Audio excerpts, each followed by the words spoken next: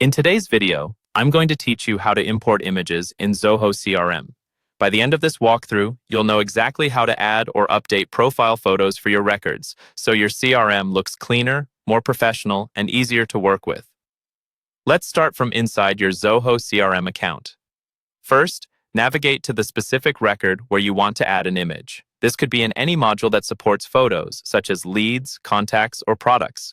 From the main menu, click on the appropriate module, then select the exact record you want to work with.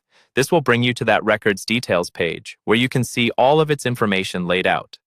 Near the top of this details page, you'll see either a placeholder image, usually a generic silhouette, or an existing photo that's already been uploaded.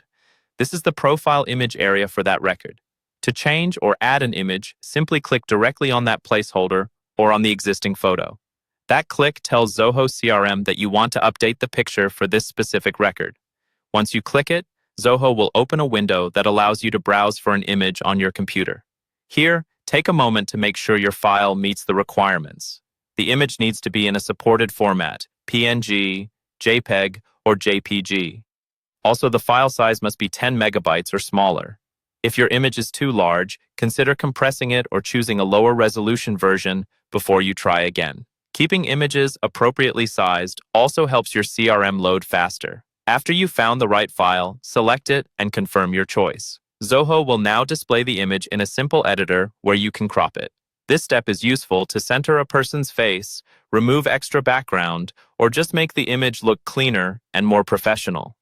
Drag the edges or corners of the cropping frame until the picture looks the way you want it to appear inside the record. When you're happy with the preview, click the option labeled Crop and Set.